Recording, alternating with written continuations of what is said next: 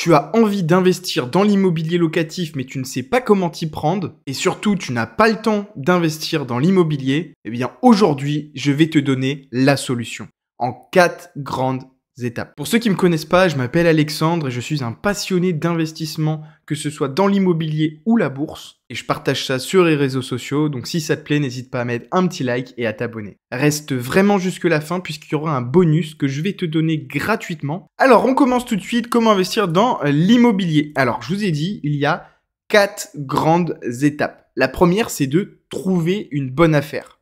La deuxième, c'est obtenir son financement. La troisième, c'est réaliser les travaux. Et la quatrième, c'est trouver des bons locataires. Pour moi, l'étape la plus importante, c'est obtenir son financement. On y reviendra juste après. Alors, comment trouver une bonne affaire? C'est ça la vraie question. Comment on fait? Mais il y a plusieurs choses à prendre en compte. Déjà, c'est dans l'ordre de priorité. Le premier, c'est l'emplacement. On a beau le répéter, mais le business plan de l'investissement locatif, c'est le locatif, le locataire. C'est le locataire qui va vous permettre de rembourser le crédit. Donc, si vous achetez en dessous du marché, mais dans une zone où il n'y a pas de locataire, eh bien, vous n'allez pas louer votre bien ou alors à des prix vraiment très bas. Donc, premièrement, l'emplacement. Comment on définit un emplacement? Je l'ai déjà dit sur cette chaîne, mais pour résumer, il faut faire des tests. Qu'est-ce que j'entends par test? Déjà, premièrement, c'est trouver une ville où les prix au mètre carré à l'achat sont inférieurs à 2000 € du mètre carré. Vous pouvez aller sur le site de meilleuragent.com. C'est assez simple. Une fois que vous allez connaître les prix au mètre carré moyens, vous allez faire une annonce fictive locative de ce que vous voulez acheter. Si vous voulez acheter un appartement de 45 mètres carrés parce que c'est votre budget, eh bien vous allez rechercher les prix sur Le Bon Coin, par exemple, des loyers pratiqués. Par exemple, un 40 mètres carrés, c'est 500 €. Eh bien derrière, vous allez faire une annonce fictive avec des photos que vous allez trouver sur Internet, par exemple des annonces à Strasbourg ou à Lyon, et vous allez les copier-coller sur votre annonce. Vous allez mettre le loyer que vous avez vu et vous allez récolter le nombre d'appels ou le nombre d'envois de messages pour votre bien. C'est ce qui va vous permettre de savoir s'il y a une tension locative sur une zone géographique. Donc ça, c'est le plus important. La deuxième chose, c'est d'acheter en dessous du marché. Bah oui, une bonne affaire concrètement, c'est un appartement, ça vaut 100 000 €, tu l'achètes à 70 000 € parce que tu l'as trouvé à ce prix-là, et bien forcément, tu as fait une bonne affaire. Comment on achète en dessous du marché? Eh bien, c'est de faire son réseau. Parce que oui, allez sur Le Bon Coin, allez sur Se Loger, allez sur les plateformes en ligne, vous allez trouver peut-être des bonnes affaires, ça arrive, j'en ai déjà trouvé, mais ça va prendre du temps. Parce que un agent immobilier, le jour où il a une bonne affaire, qu'est-ce qu'il va faire? Soit il va la prendre pour lui, soit il va directement contacter des investisseurs ou des personnes de son entourage qui seraient intéressées. C'est normal. Pourquoi s'embêter à aller faire des visites, à aller mettre une annonce sur Internet, si dans ton cercle privé, ou du moins proche, tu as déjà des investisseurs qui pourraient être intéressés? Tu as gagné du temps et gagné de l'argent et de la rapidité puisque tu as confiance en ces personnes. Donc la première chose, c'est de faire son réseau. Ça va vous permettre de gagner du temps et d'identifier les meilleures opportunités sur une zone géographique. Comment on fait son réseau? Ça, c'est la question que tout le monde se pose. Moi, personnellement, dans ma zone, je ne connaissais aucun agent immobilier. Et bien, comment j'ai fait? Eh bien, j'ai commencé à faire des visites sur des biens qui m'intéressaient ou qui ne m'intéressaient pas forcément, mais c'était pour faire du réseau. Et de fil en aiguille, eh bien, on discute, on échange, on prend les coordonnées et puis on se rappelle toutes les 3-4 semaines pour voir s'ils ont des affaires. Et c'est comme ça que ça marche. Plus vous allez appeler, plus vous allez montrer que vous êtes là et que vous êtes intéressé, eh bien, les personnes vont vous donner confiance et ils vont vous proposer des affaires. Et c'est ça qui vous intéresse. Je ne l'ai pas précisé, mais pour acheter en dessous du marché, bien entendu, il faudra chiffrer des travaux avec l'aide d'artisans. Et cette étape est vraiment clé parce que si vous n'avez pas de contact d'artisans, eh bien, vous allez directement trouver des artisans compétents et surtout avoir des chiffrages précis, ce qui vous donnera par la suite l'avantage pour connaître les prix de rénovation au mètre carré si vous n'avez aucune compétence. Donc ça, c'est la première étape, trouver une bonne affaire. La deuxième étape, c'est une fois qu'on a trouvé une bonne affaire, ça va être de chercher un financement, d'obtenir son financement.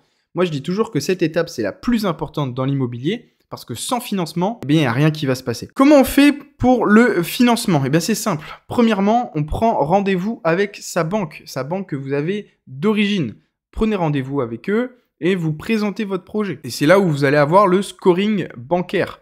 Ils vont vous parler un petit peu de ce qui est possible ou pas de faire. D'ailleurs, je vous ai mis dans la description un lien pour retrouver ces 4 documents. Vous avez un premier document, c'est pour calculer votre scoring bancaire. Pour le scoring bancaire, eh bien, vous allez tout simplement renseigner vos réponses ici avec le petit menu déroulant.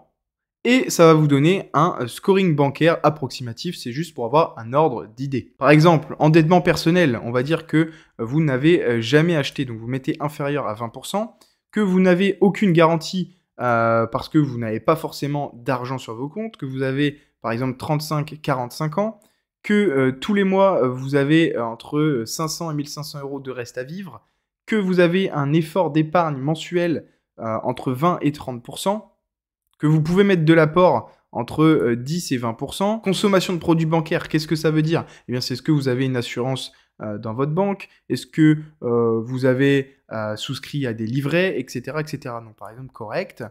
Que votre profession, eh bien, que vous êtes cadre, que vous avez depuis plus de 3 ans des revenus assez stables, aucun incident sur l'année en cours, que vous êtes marié sans enfant et que vous avez un revenu entre 2000 et 3000 euros. Et l'appréciation du conseiller, ça c'est arbitraire, c'est le conseiller, c'est comment vous présentez, comment vous êtes, et ça c'est assez important, donc on va mettre bon. Et là ça va vous donner un scoring bancaire sur 65, et donc là votre score est bon, voilà. Ensuite, vous allez retrouver les papiers importants à préparer pour obtenir votre financement, comme ça vous avez tout votre dossier qui est prêt quand vous allez rencontrer des banques. Je vous ai mis aussi une template présentation PowerPoint des projets, comment présenter son projet, on va l'ouvrir ensemble rapidement. Voilà, projet d'investissement immobilier avec votre situation professionnelle, vos dépenses, le quartier de votre projet, la démographie de la ville, la tension locative, plus précisément le quartier, ce qui s'y passe, le projet, les plans si vous en avez, les travaux. Vous pouvez mettre aussi le projet global en termes de chiffres et de surface.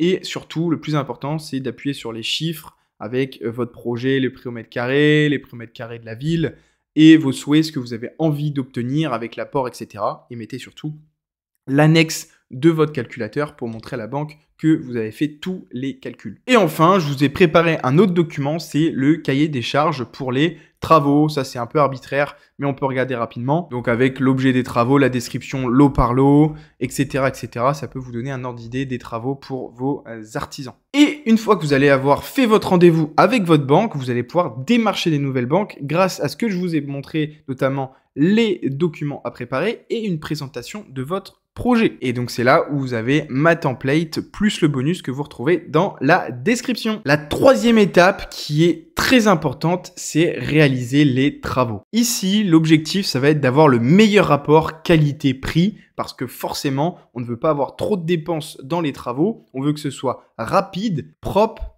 efficace et surtout pas trop cher. Pour que les travaux se déroulent au mieux, il va falloir faire 2 choses. La première des choses, c'est avoir un cahier des charges précis de ce que vous voulez faire.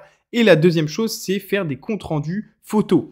Pourquoi faire des comptes rendus photos? Parce que vous n'avez peut-être pas la possibilité d'aller sur place pendant vos travaux tous les jours pour constater les travaux. Moi, ce que je vous conseille, c'est de demander à l'artisan de faire un compte rendu photo journalier de ce qu'il a pu faire. Ça prend 30 secondes, il va vous envoyer des photos et vous, ça vous rassurera. Vous pourrez comprendre ce qu'il a fait et analyser si la personne est rapide ou non. Et enfin, la base du business, c'est trouver des bons locataires. Ici, ça va être de prendre le minimum de risques possible. Faut prendre aucun risque. Pourquoi? Parce que pas de loyer qui rentre. Vous avez un crédit, vous ne pouvez pas enchaîner les investissements, ça va vous bloquer et ça va être vraiment une grosse épine dans le pied pour votre carrière d'investisseur. Ce que je conseille toujours de faire, c'est d'appeler l'ancien propriétaire. Parce que oui, cette personne, peut-être qu'elle était propriétaire avant et qu'elle veut devenir locataire, ou alors elle était déjà locataire et elle change d'appartement pour encore être en location.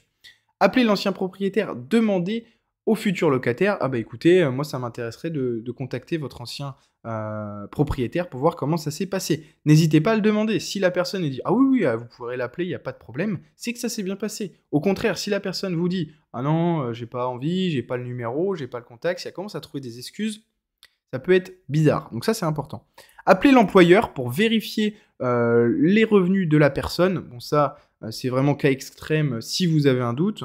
Et surtout, sentir les choses. Ça peut paraître bizarre, mais sentir les choses. Souvent, la première impression que l'on a de quelqu'un, c'est souvent la bonne. Alors, s'il vous plaît, ne vous faites pas avoir par les chiffres que vous pourriez avoir sur une fiche de paie, mais vraiment, sentez les choses. Parlez avec la personne, échangez pourquoi elle veut un nouveau logement, pour quelles raisons, qu'est-ce qui l'amène, qu'est-ce qu'elle fait dans la vie, et essayez de déceler un peu toutes ces choses chez la personne. C'est pas évident, il va falloir de l'entraînement, mais je peux vous assurer que il ne faut prendre zéro risque sur la partie locataire. On arrive à la fin de cette vidéo, j'espère que ça t'a plu. Si ça t'a plu, n'hésite pas à mettre un petit like et à t'abonner, ça me fera énormément plaisir. C'était Alexandre, salut!